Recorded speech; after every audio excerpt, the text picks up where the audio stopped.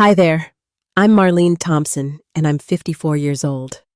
Right now, I'm sitting in my quiet kitchen, staring at my phone that's been silent for exactly 2 years.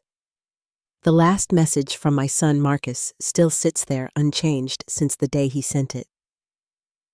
Mom, I need space. Don't contact me anymore. And you know what I did?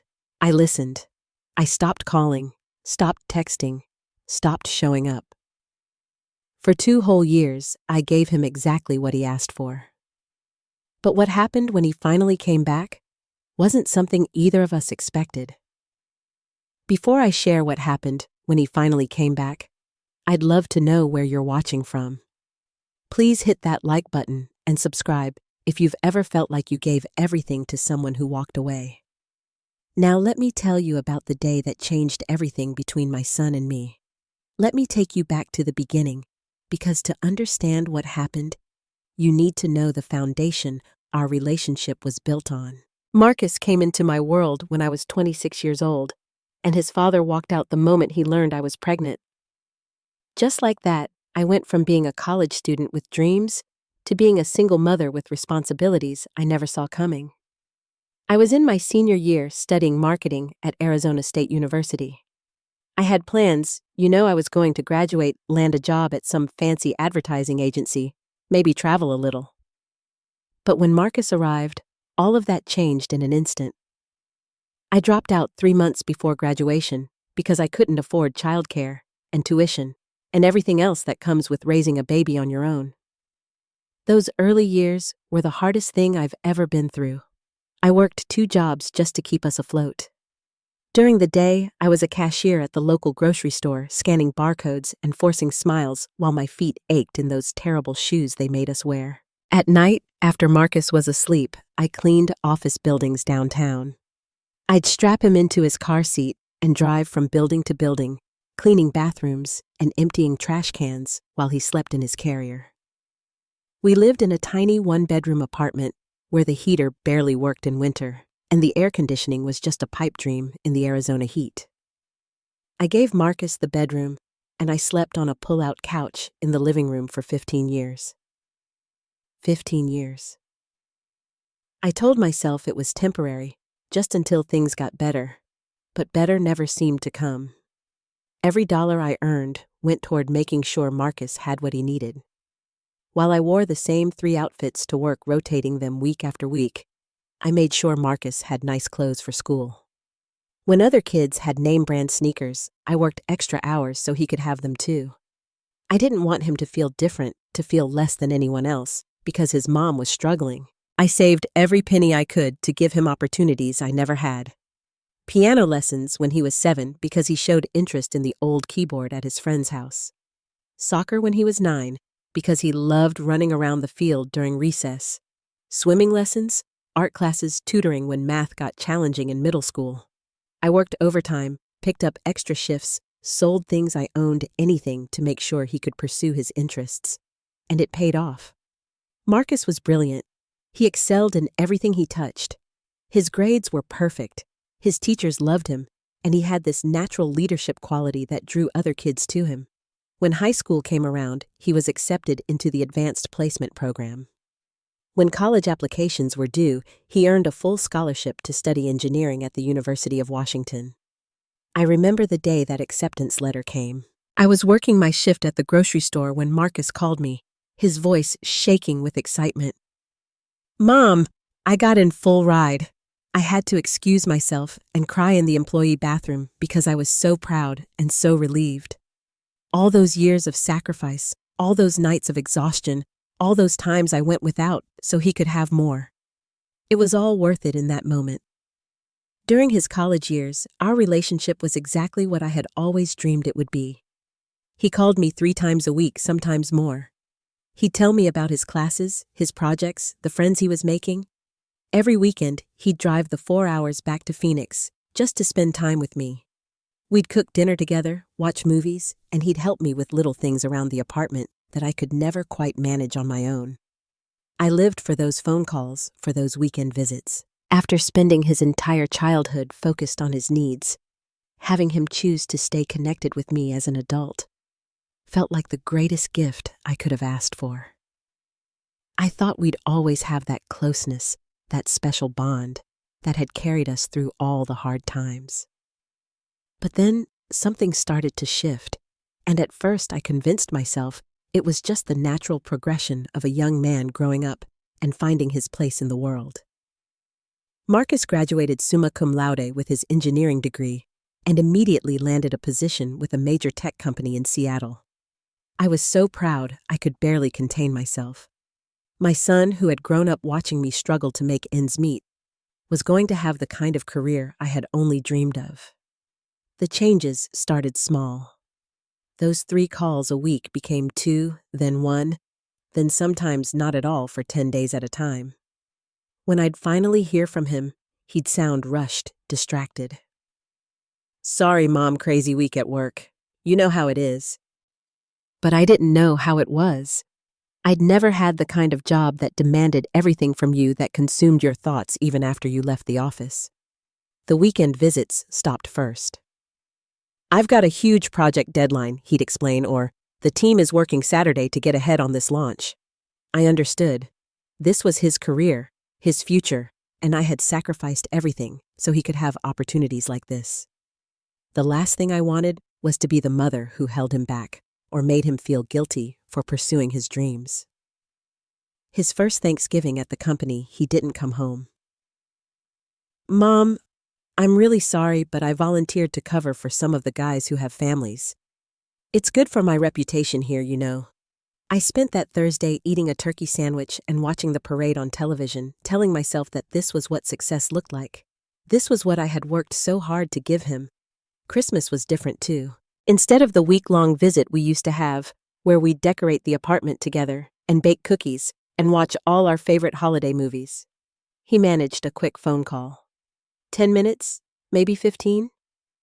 His voice sounded different, distant, like he was already thinking about something else while we talked. I started sending care packages, something I'd never had to do when he was in college because he came home so often. I'd fill boxes with his favorite snacks, the peanut butter cookies I'd been making him since he was little, warm socks, because Seattle was so much colder than Phoenix. I'd write long letters to go with them, telling him about my days, about the neighbors, about little things that used to make him laugh. His responses became shorter and shorter. "Thanks, Mom," in a text message. No phone call to say the cookies arrived safely. No questions about how I was doing or what was new in my life. I told myself he was just busy, just overwhelmed with this new chapter. But deep down, a small voice started whispering that maybe something more was wrong. I began questioning everything I said during our brief conversations. Was I being too chatty? Too needy? Was I asking too many questions about his life? His job? His apartment? I started editing myself, keeping our talks shorter, sticking to safe topics. But even that didn't seem to help. The worst part was the growing silence between us. Days would pass without any contact at all. I'd find myself checking my phone constantly, hoping for a text, a missed call, anything that showed he was thinking about me. When I finally couldn't stand it anymore and would reach out first, his responses were polite but cold. Like I was someone he barely knew, instead of the person who had given him everything. I started having conversations with myself, trying to make sense of what was happening. Maybe this was normal. Maybe all mothers went through this when their children became successful adults. Maybe I just needed to give him more space, more time to establish himself in his career. But the doubt kept growing, and with it a fear I couldn't quite name. By the time Marcus turned 26, I couldn't shake the feeling that I was losing him completely.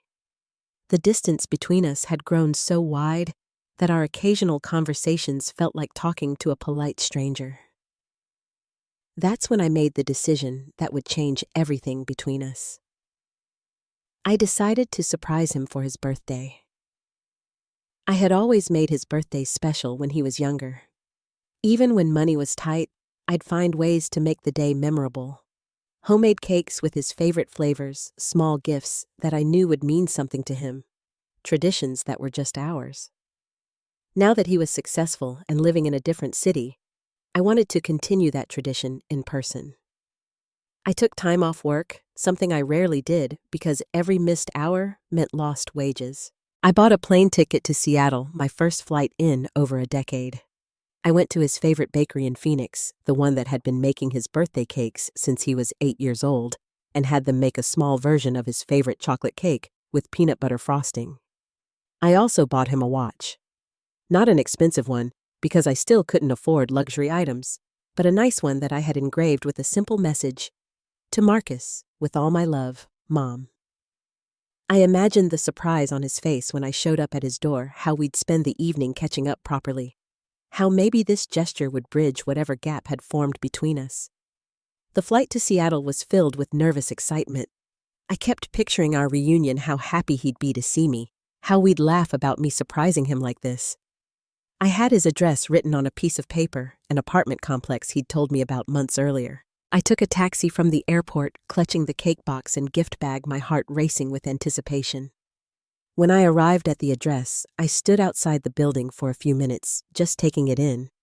It was nicer than anywhere I'd ever lived, a modern complex with a doorman and everything. I was so proud that my son had made it to a place like this, so grateful that all those years of struggle had led to him having something beautiful and comfortable. I found his apartment number and knocked on the door, practically bouncing with excitement, but no one answered. I knocked again, louder this time, thinking maybe he had music on or was in the shower. Still nothing. I tried calling his phone, but it went straight to voicemail. That's when I met Mrs. Patterson, an elderly woman who was coming out of the apartment next door. She was probably in her late 60s, with kind eyes and a gentle smile. "Are you looking for someone, dear?" she asked, noticing me standing in the hallway with my cake and gift. "Yes, I'm looking for my son, Marcus Thompson. He lives in apartment 312. I pointed to the door I'd been knocking on, still hoping this was just a misunderstanding. Mrs. Patterson looked confused. "Oh, honey, I've lived next door here for 20 years, and there's never been anyone named Marcus in that apartment. The Johnsons live there now, have for about 3 years. Before that, it was a young couple, the Garcias, but no Marcus." The world seemed to tilt beneath my feet.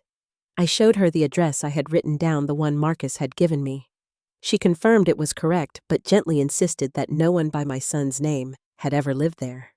I stood in that hallway holding a birthday cake for a son who had lied to me about where he lived, and I felt something inside me break.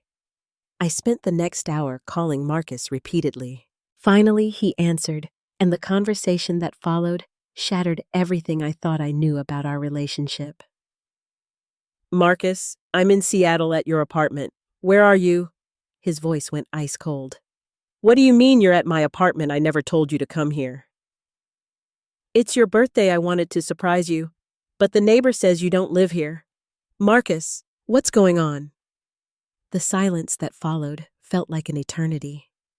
When he finally spoke, his voice was filled with an anger I'd never heard before. "This is exactly what I'm talking about, Mom.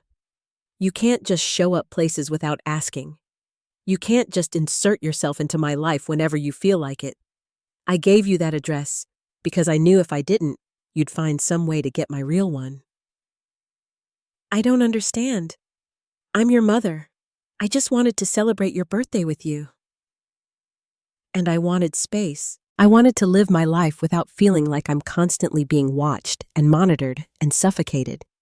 "But you couldn't even give me that, could you?" The words hit me like physical blows. Suffocated. That's what my love felt like to him. Suffocating.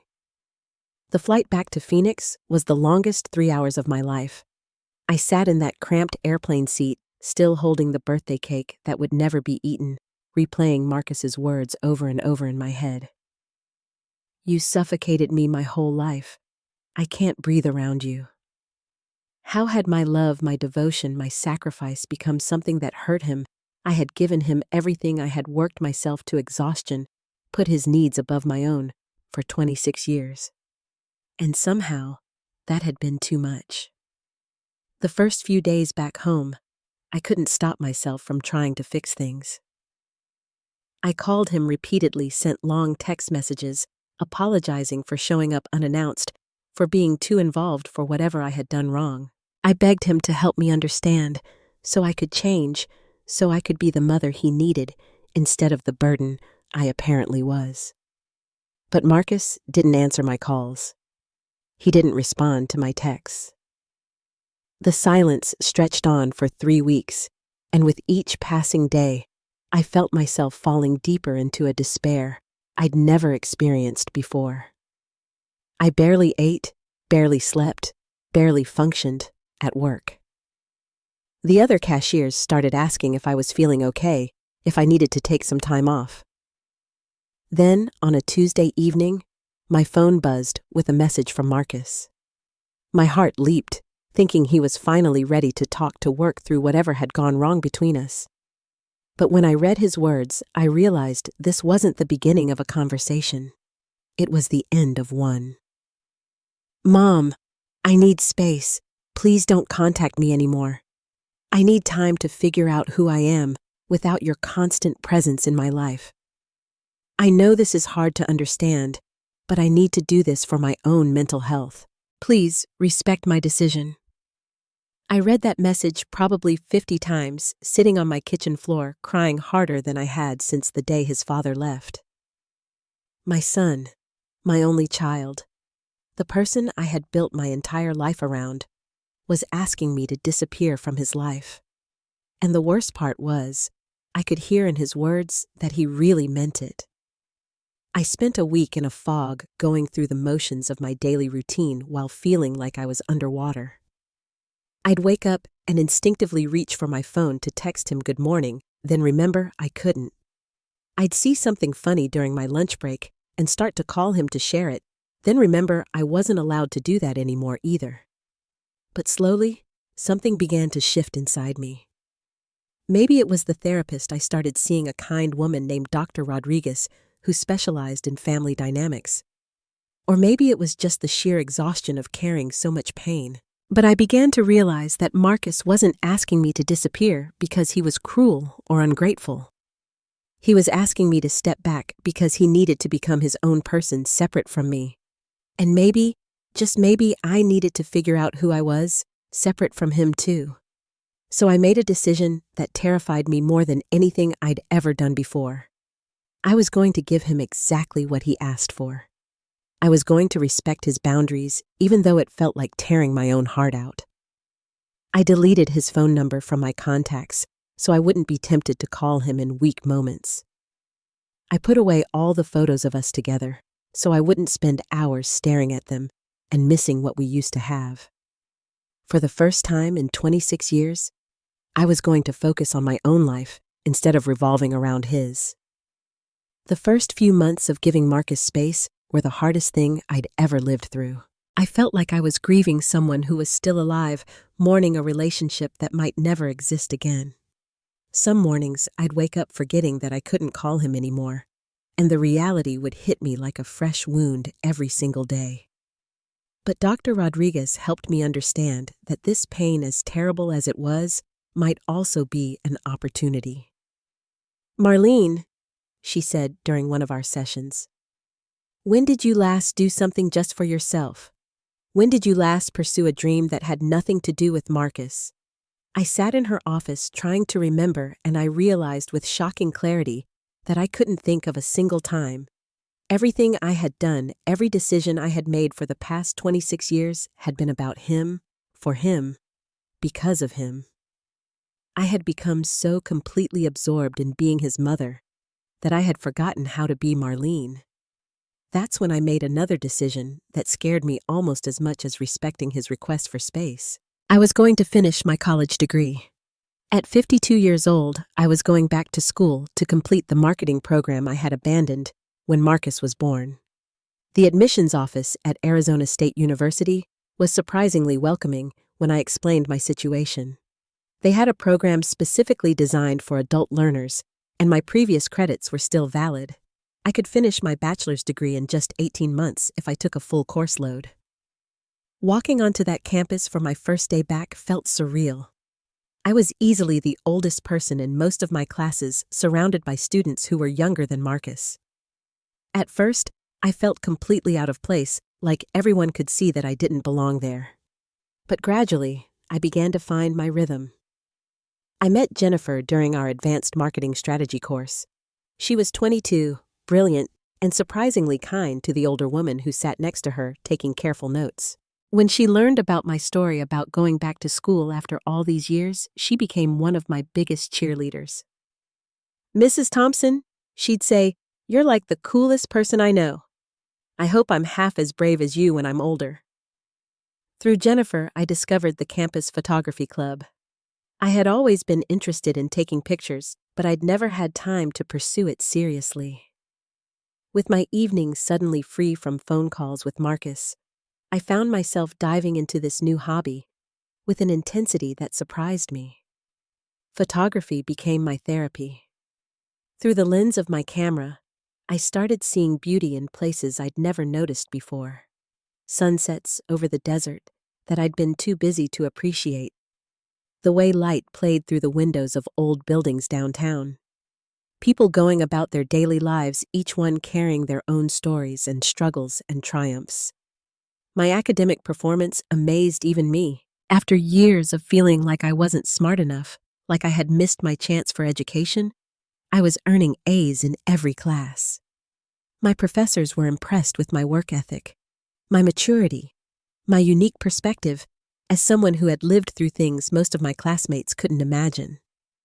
When I graduated with a GPA of 3.8, I walked across that stage with tears streaming down my face. Not tears of sadness for Marcus's absence, though I wished he could have been there, but tears of pure pride in myself. I had done this. Me, Marlene Thompson, the woman who had convinced herself she was only valuable as someone's mother, had achieved something remarkable entirely on her own. The job offers started coming in before I even had my diploma in hand. Local advertising agencies were interested in hiring someone with my combination of life experience and fresh academic credentials. I accepted a position as marketing coordinator with a firm that specialized in small business development, and for the first time in my adult life, I was earning enough money to live comfortably. I moved out of that tiny apartment where I'd slept on the pull-out couch for 15 years. My new place was a small but beautiful one-bedroom in a complex with a pool and a fitness center, and neighbors who invited me to book clubs and weekend barbecues. I decorated it entirely according to my own taste, with artwork from local artists and plants that filled every windowsill with green life. I started traveling, something I'd always dreamed about but never thought I could afford. Weekend trips to Sedona, a longer vacation to San Francisco, where I walked through art galleries and ate at restaurants I chose purely because they looked interesting. I learned to cook Italian food, took yoga classes, joined a hiking group for people my age. Most importantly, I made friends. Real friends, not just acquaintances from work or other parents from Marcus's school activities. Dorothy became my closest companion, a woman my age, who worked in accounting at my company and shared my love of old movies and weekend farmers market visits. We'd spend hours talking about books, about politics, about our hopes for the future. Through therapy, through education, through building a life that was authentically mine, I began to understand something crucial. I had loved Marcus so completely, so entirely, that I had accidentally made his success my only source of self-worth. When he pulled away, I felt worthless because I had forgotten that I was valuable as a person, not just as his mother. The most surprising discovery was that I wasn't angry with him anymore. I missed him, desperately wondered about him constantly, but I wasn't resentful about his request for space. In fact, I was beginning to feel grateful for it. Without being forced to step back, I might never have discovered who Marlene Thompson really was underneath all those years of devoted motherhood. 2 years and 3 months after that final text message, my phone rang on a Thursday evening while I was grading photography assignments for a community college class I had started teaching. I almost didn't answer because I was deep in concentration, but something made me glance at the screen. Marcus. My hand actually shook as I slid my finger across the screen to accept the call. I hadn't heard his voice in over 2 years, and I wasn't prepared for how much older he sounded. How uncertain. "Mom." His voice cracked on the word, like he wasn't sure I'd want to hear from him. "Hello, Marcus." I kept my voice calm, though my heart was racing. I know I said I needed space. I know I asked you not to contact me, but He paused, and I could hear him taking a shaky breath. "I broke up with Sarah last week, my girlfriend, and I've been sitting in my apartment for days feeling completely lost. And I realized that the person I wanted to talk to, the person I always talked to when things got hard, was you. But I didn't know if you'd even want to hear from me after everything." The old Marlene would have immediately reassured him that of course I wanted to hear from him, would have dropped everything to rush to his emotional rescue, would have gotten on the next plane to Seattle to take care of him. But the woman I had become over the past 2 years responded differently. "I'm sorry to hear about your breakup," I said gently. "Ending a relationship is always difficult, especially when you care about someone." There was a long pause. I think he was expecting me to say more, to immediately fall back into the role of the mother who solved all his problems and absorbed all his pain. "Mom, I've been thinking about you a lot lately. About us. About the way I treated you. I know I hurt you, and I'm sorry. I was just so overwhelmed by how much you loved me, how much you had sacrificed for me. It felt like I could never live up to everything you had given up for my sake." I listened carefully to his words, recognizing the pain in them, but also hearing something else. Growth. Maturity. Self-reflection that hadn't been there when he was 26. "I appreciate you telling me that," I said. "I've spent a lot of time these past 2 years thinking about our relationship too. I realize now that in trying to give you everything, I may have accidentally given you a burden you didn't ask for. Would it be okay if I came to visit you? I know it's been a long time, and I know I have no right to ask, but I'd really like to see you, to talk to you in person." The old me would have said yes immediately, would have started planning what to cook for him, would have rearranged my entire schedule to accommodate his visit. Instead, I looked at my calendar, thought about my commitments, my photography exhibition that was coming up the weekend, hiking trip I had planned with Dorothy. "I'd like that too," I said carefully. "But this is a busy time for me. I have a photography show next weekend, and then I'm going on a camping trip with some friends. How about the weekend after that?" Another long pause. I could practically hear his surprise through the phone. The mother he remembered had never been too busy for him, had never had her own plans that took priority over his needs. "You're a photographer now." The confusion in his voice was unmistakable. "I teach photography at the community college," I said, "and I freelance for some local businesses. It's something I discovered I loved during the time you asked for space." We talked for another 20 minutes, catching up on the basics of our lives. He told me about his job, about Seattle, about the relationship that had just ended. I told him about finishing my degree, about my career, about my new apartment, and my travels. It was polite, careful, like two people who used to know each other well, but weren't quite sure how to navigate this new dynamic. When we hung up, I sat in my living room, looking at the life I had built around me. The walls covered with my own photography. The bookshelf full of novels I'd read for pleasure, not just textbooks about child development and parenting strategies. The calendar marked with my own appointments, my own social commitments, my own goals and deadlines. 3 weeks later, Marcus arrived in Phoenix. I picked him up at the airport, and the first thing I noticed was how much older he looked. Not just physically, though he had definitely matured, but in his eyes. There was a gravity there that hadn't existed when he was younger, a weight that spoke of experiences and mistakes and hard-learned lessons. The drive to my apartment was initially awkward. We made small talk about his flight, about the Arizona weather, about anything that felt safe and neutral. But when we arrived at my new place, I saw his surprise at how different everything was. Gone was the tired apartment where I had slept on the couch, where every piece of furniture had been chosen for practicality and cost rather than beauty. My new space was filled with light and color, decorated with pieces I had chosen because they brought me joy. Photos from my travels hung next to my own photography. Plants thrived on every surface. It looked like someone with dreams and interests and a life of her own lived there. "Mom, wow, this is beautiful." He walked around slowly, taking it all in. "You did all this?" "I did." I put on coffee and watched him examine the photographs on my walls. "These are from a series I shot in Sedona last year, and those are from my trip to San Francisco." He stopped in front of a particular image, a sunset over the desert with saguaro cacti silhouetted against an orange and purple sky. "This is incredible. You took this." "I did." Photography has become a real passion for me. We sat on my couch, the same couch where I used to cry myself to sleep after his father left, where I had read him bedtime stories when he was small, where I had worried about him during his teenage years. But now, it felt different.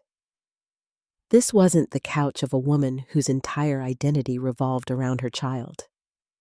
This was the couch of a woman who had her own life, her own interests, her own sense of self. Marcus looked around the room again, then back at me. "I don't know what I expected when I called you, but it wasn't this. You seemed so different, independent, happy." "I am happy," I realized as I said it. "It took me a while to get here, but yes, I'm happy.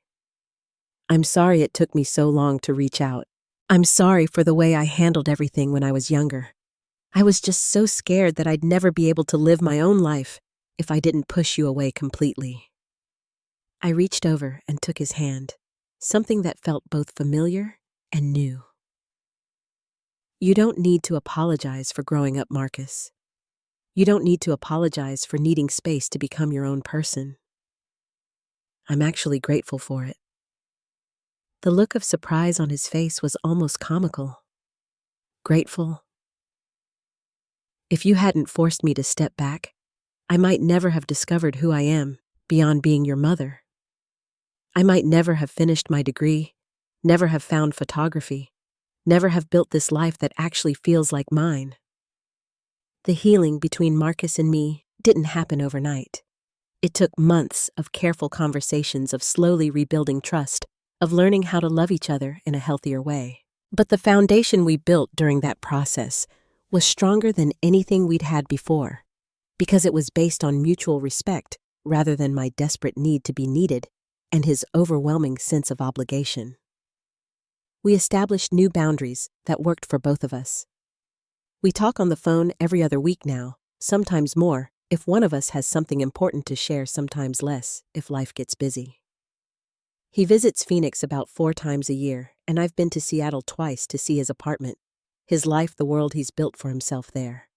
The most beautiful thing about our relationship now is that it's a choice. He doesn't call me because he feels guilty or obligated. I don't text him because I'm desperately seeking validation for my worth as a mother. We reach out to each other because we genuinely enjoy each other's company, because we want to share our lives with each other, because we choose to be in relationship rather than being trapped in patterns of dependence and resentment.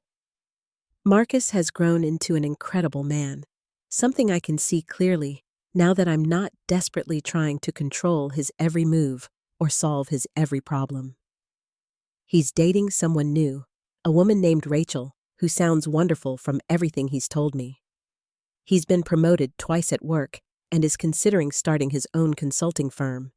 He travels, he has hobbies, he has a full life that doesn't require my constant involvement to be meaningful.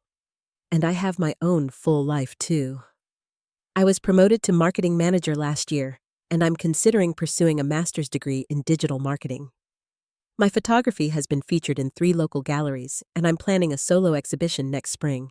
Dorothy and I are planning a trip to Italy next fall, something I never would have imagined doing during all those years when I believed my only purpose was to be available for Marcus every moment of every day. The most profound change in me has been learning the difference between loving someone and losing yourself in them. I love Marcus deeply, completely, but that love no longer comes at the expense of my own identity. I can celebrate his successes without needing them to validate my worth as a mother. I can support him through difficulties without needing to fix everything for him. I've also learned that giving someone space doesn't mean you love them less. In fact, sometimes it means you love them more, enough to let them struggle and grow and become who they're meant to be, even when every instinct in your body wants to swoop in and make everything easier for them. There are still moments when I miss the closeness we had when he was younger, when he needed me for everything and told me about every detail of his life. But I don't miss the anxiety that came with that relationship, the constant worry that I wasn't doing enough, giving enough, being enough.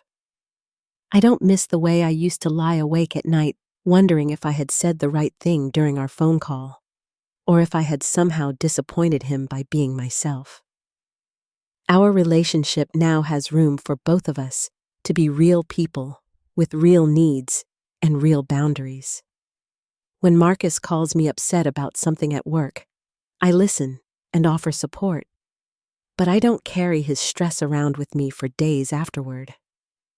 When I'm excited about a photography project or a weekend trip with friends, I share that excitement with him without worrying that he'll think I'm selfish for having my own interests. The other day, Marcus called me just to tell me that he was proud of me. "Mom," he said, "I know this sounds weird, but watching you build your own life these past few years has been incredible. You're so much happier than you used to be, and it makes me happy too. I feel like I can be myself with you now, because you're being yourself too." Those words meant more to me than any academic achievement or professional recognition I could ever receive. My son wasn't just proud of what I had accomplished for him. He was proud of what I had accomplished for myself. Looking back now, I can see that both Marcus and I had to lose our old relationship in order to find a better one. We had to break the unhealthy patterns we'd been stuck in, the codependence that was suffocating both of us in different ways. That text message that felt like the end of everything was actually the beginning of something much healthier and more sustainable. I want to end with something that might sound strange, but I hope it helps if you're going through something similar with someone you love. Sometimes the greatest gift you can give someone you love is the space to miss you and the chance to find themselves without you. In my case, that space didn't just give my son room to grow. It gave me the chance to discover who I was beyond being his mother. And that discovery, as painful as it was to reach, has made both of our lives infinitely richer. I hope this story encourages you to think about your own relationships and whether there might be spaces where love and letting go can coexist. Have you ever had to step back from someone you cared about in order to save the relationship? Share your thoughts in the comments below. If this story resonated with you, please give it a like and subscribe for more real-life stories about family growth and second chances. And don't forget to share this with someone who might need to hear that sometimes loving someone means giving them the space to become who they're meant to be. Thank you for listening to my story, and I wish you the courage to love deeply while still honoring your own journey.